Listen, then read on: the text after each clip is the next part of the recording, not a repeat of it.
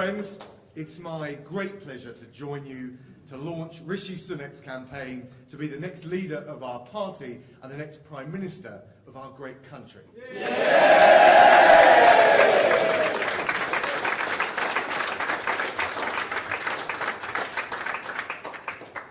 Now, I know that Rishi has got what it takes. He's got what it takes to provide the leadership that we need to steer the country through tough economic times.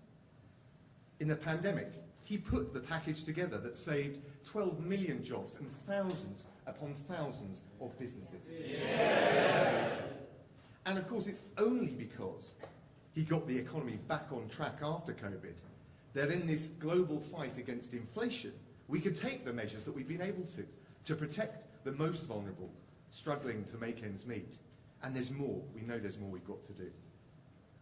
Now, you know, during this contest, you may just hear one or other candidate talk about tax cuts. Just remember this. While others talk the talk, Rishi this month delivered the biggest tax cut for working people in a decade.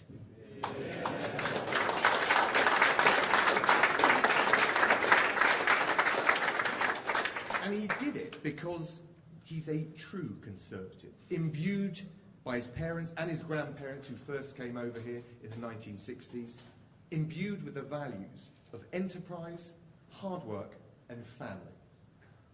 Rishi's values are our values. And he's always had the courage of his convictions. And I remember back when we had the referendum in 2016, he was one of the first ones out of the traps. As a young, new member of Parliament, a backbencher, with all the pressure on him at the time, and he immediately put his colours to the mast. And not just that, he immediately started thinking about how we could grasp the opportunities of Brexit. In 2016, he wrote the seminal pamphlet on free ports. 5 years later, as Chancellor, he delivered the first ones. Rishi is someone who makes things happen.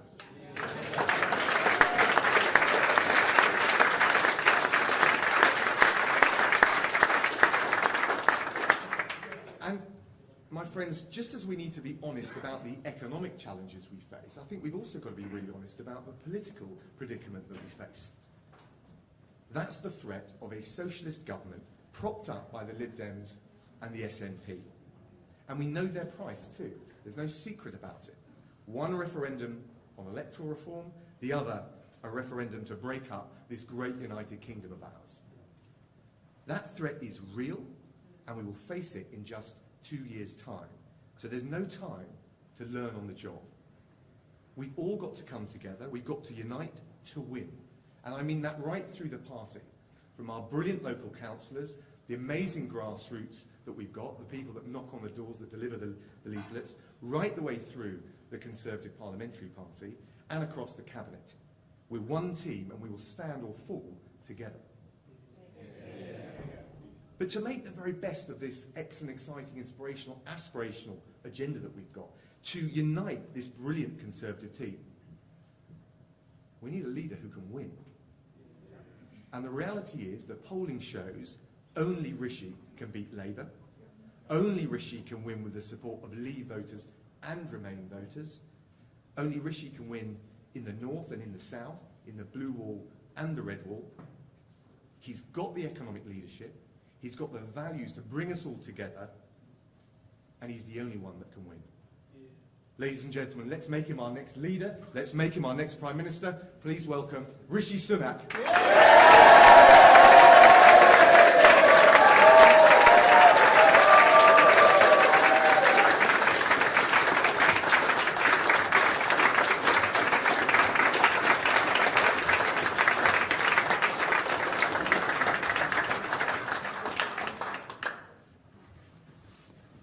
We need to have a grown-up conversation about where we are, how we got here, and what we intend to do about it. It's a conversation for those of us gathered here in this room today and the Conservative Party more widely. But above all, it's a conversation we need to have with the British people. And it starts with being honest with each other. That matters, because the decisions we make in the coming days and weeks will set a course that will determine whether the next generation of British people inherit a stronger and more confident nation. The Conservative Party was elected with a large majority, so it falls to us to decide who carries the flag forward in this Parliament. But it is not a decision that should be made behind closed doors with no input from the public. From the beginning, I wanted this campaign to be more than just a case for my leadership. I also wanted it to be a moment where the party and the country came together. Before I talk about the campaign, I want to say something about how we got here. I want to talk about Boris Johnson. As candidates to replace him, we owe it to the British people who elected Boris as Prime Minister in 2019 to explain why he is leaving office. There is something wrong about a process that sees a sitting Prime Minister replaced while the people doing the replacing pull the curtains and act like it's nobody's business but theirs. It's everybody's business. So let me tell you how I see it. Boris Johnson is one of the most remarkable people I've ever met. And whatever some commentators may say, he has a good heart. Did I disagree with him? Frequently. Is he flawed? Yes. And so are the rest of us.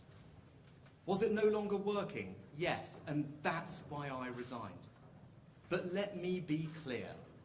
I will have no part in a rewriting of history that seeks to demonize Boris, exaggerate his faults, or deny his efforts. Yeah.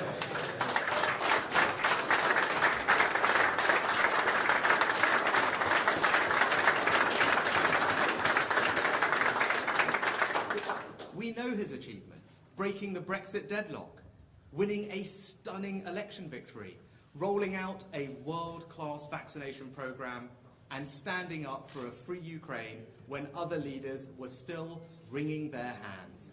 Yeah. Some people might advise that I should avoid saying all of this in case it alienates people, but that wouldn't be honest. If telling you what I think, positive and negative, costs me the leadership, so be it. Since I declared a few short days ago, the response has been, well, overwhelming, beyond my imagination. Thousands of volunteers have reached out to join our campaign because they have heard a message of change. I'm running a positive campaign focused on what my leadership can offer our party and our country. I will not engage in the negativity that you may have seen and read in the media. If others wish to do that, then let them. That's not who we are. We can be better. Yeah.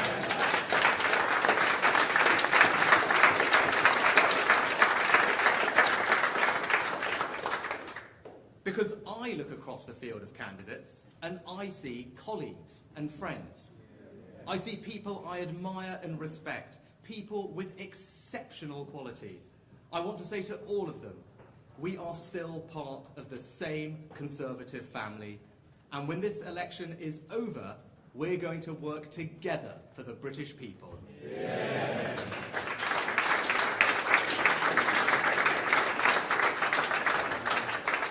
But before that, we have to resolve some disagreements, incredibly important disagreements, about the nature and depth of our challenges that the country faces and the right response to them. A pandemic that all but broke the world economy, a war in mainland Europe, and most visibly at home now, a global spike in inflation that has risen to levels not seen since the 70s and 80s. When confronted with challenges so fundamental, the right place to start is with your values. And my values, traditional Conservative values, are clear. Hard work, patriotism, fairness, a love of family, pragmatism, but also an unshakable belief that we can build a better future.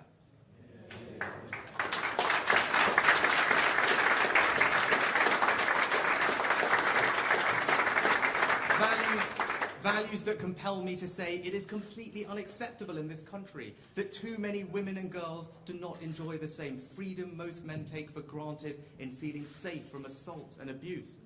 That our natural environment is an inheritance we preserve and protect for future generations. Yeah. And that at a time of rising global instability, we have a responsibility to the world to provide leadership. That is why, as Chancellor, I prioritised record funding for the armed services, who represent the best of our country and do heroic work. Yeah.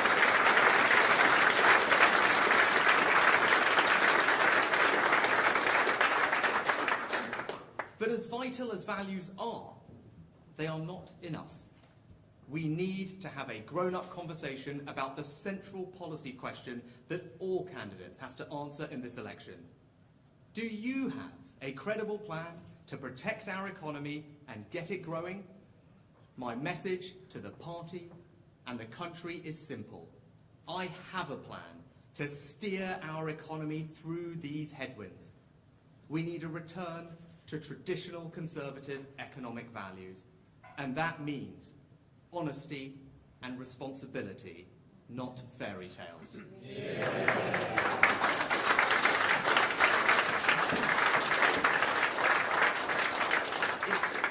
It is not credible to promise lots more spending and lower taxes. I had to make some of the most difficult choices of my life as Chancellor, in particular how to deal with our debt and borrowing after COVID.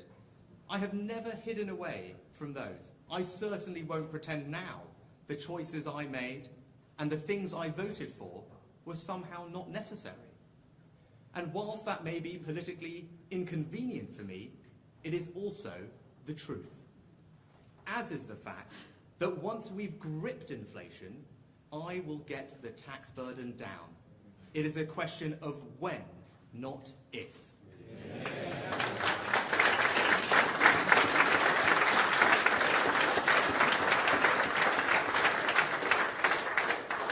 And I will achieve this because I have a clear plan to get our economy growing quickly. We need to implement the radical reforms I set out as Chancellor, to the way businesses are taxed, to make our country the best place in the world, to invest more, train more, and critically to innovate more. We need to use the new freedoms Brexit has given us and the new mentality it can give us to reform the mass of regulations, bureaucracy and constraints that too often get in the way. We need to build a new consensus on people coming to our country. Yes, to hard-working, talented, innovators, but crucially, control of our borders. And we need to transform the performance and productivity of our public services by integrating technology, empowering good leaders, and caring much more about what actually works than what sounds good. I believe we can build a better, smaller, 21st century government that helps to support growth and countries around the world seek to emulate. Now, if we do all of this, we will get our economy growing quickly again, not just for a short burst, but sustainably for generations to come. This is the surest path to tax cuts that work, to keeping our schools and NHS strong, to properly funding our armed forces and keeping our country safe. So that is my plan. Tackle inflation, grow the economy, and cut taxes. It is a long-term approach that will deliver long-term gains for families and businesses across the United Kingdom. I am prepared to give everything I have in service to our nation, to restore trust, rebuild our economy, and reunite the country. I want to have a grown-up conversation where I can tell you the truth. A better future is not given, it is earned. That is why I am standing to be the next leader of the Conservative Party and your Prime Minister. Thank you.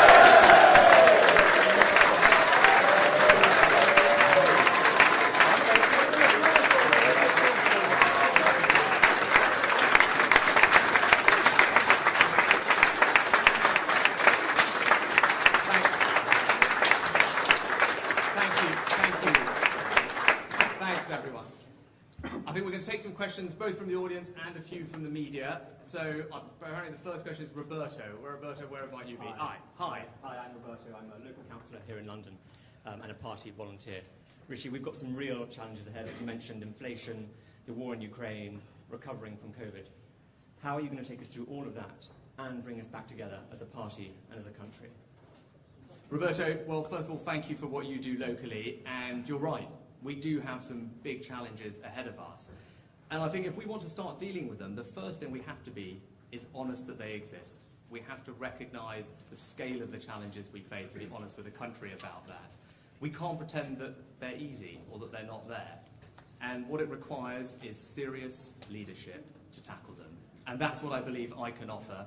I believe that we can restore trust, we can rebuild our economy and protect the most vulnerable as we do so, and we can reunite the country. And I know I can do it with your help, so thank you. Right, next from the media, we've got Chris Mason from the BBC. So Chris, hi. Good morning, Chris Mason, BBC News. Day after day, so many of your colleagues have sought to demolish your record as Chancellor. Do you have the stomach for what's to come? Well, I'm standing here today surrounded by friends and colleagues, which I...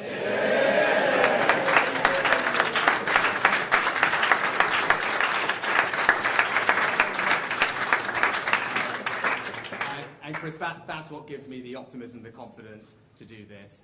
I want to run an entirely positive campaign. As I said in my speech, I have enormous respect for my colleagues, my friends who are running in this contest. And the most important thing to remember is we're all part of the same Conservative family. And when this is said and done, we're going to come together and we're going to get back to serving the British people. And I'm looking forward to doing that with them. All right, next. We've got Carl from ITV. Carl, where are you? I'm going to go next. Right, Is that okay? Carl, there you are.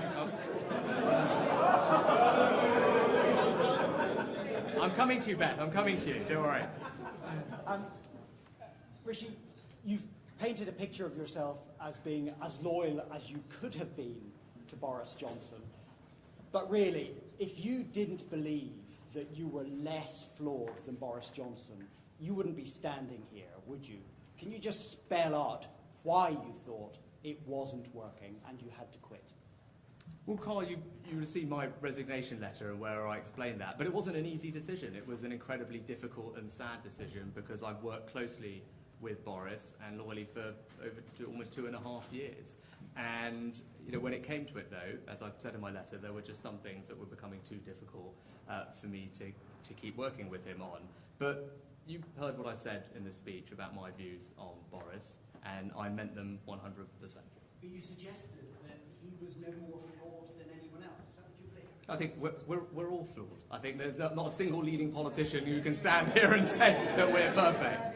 All of us have our strengths and weaknesses, and our job is to talk about what we can offer the country as candidates, positively and optimistically. That's what I'm doing today. I'm sure my colleagues will do the same. As I said, we're all part of the same family. We should be proud of the things that we've done that have made a difference to this country. I am. I'm proud to have been part of a government that did all those things that I talked about, and I'm proud that the Prime Minister provided the leadership to do those things. Go on, Beth. Here we go. My turn. Okay. Thank you. Rishi Sunak, you've just stood here and said Boris Johnson's a remarkable person. You don't want history to demonise him. But the fact is that the party's just ousted him on the basis of conduct, probity, and causing division.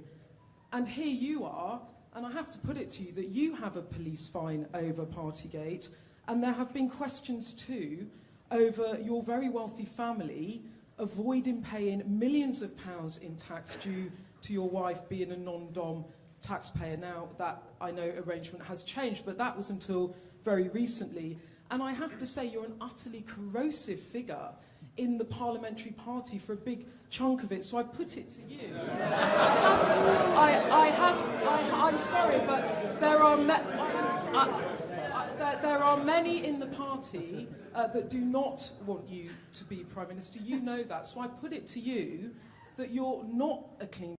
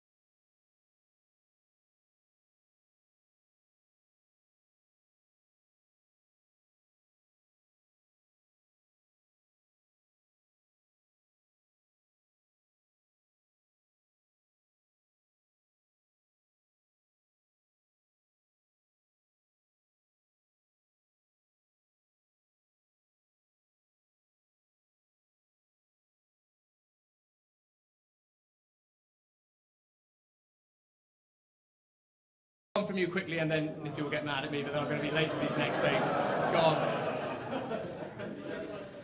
Thank you. You're standing to be the next Prime Minister. You can take a couple of questions from some journalists. Mr. Sunak, Dominic Cummings has been openly campaigning to make you the Prime Dominic Cummings has been openly campaigning to make you the Prime Minister. A job in Downing Street for him in your administration. And one more, if I may, given I've only got you for a little while. Last week, the Prime Minister pledged to increase defence spending to 2.5% of GDP by the end of this decade. Will you continue with that vow in office if you win? And if so, why did you ignore repeated warnings this year that Britain will miss the crucial NATO target of 2% on defence spending? Okay, two excellent questions, Harry, so thanks for asking them. So, look, firstly on Dominic Cummings. Dominic Cummings has had absolutely nothing to do with this campaign and will have absolutely nothing to do with any government that I'm privileged to lead. And for the record, I have not communicated with Dominic Cummings since the day that he left Downing Street. So I just want to make sure that's clear, and thank you for asking it. And look, on defence spending, what can I say? I'd say, look, first of all, I view our NATO target as a floor and not a ceiling, so that's something that I can absolutely commit to. And also, the most important thing to note is our defence spending is already forecast to grow to around 2.5% over time as a result of the investments that we're making in things like our future combat air system and AUKUS and others. But the way I think about it is not to think about defence spending through arbitrary targets. Because actually what's the most important thing is making sure that this country is protected against the threats that it's faced. So my approach to defence spending will be threat-based. And that's not about an arbitrary number, that's making sure that we make the investments to protect ourselves, to keep ourselves safe. And if you look at my record, I was the Chancellor that put in place the largest increase in defence spending since the end of the Cold War. I was the Chancellor that oversaw over £2 billion of military support to Ukraine. It's a record that I'm very proud of. Yeah. Thank you all very much. Thank you.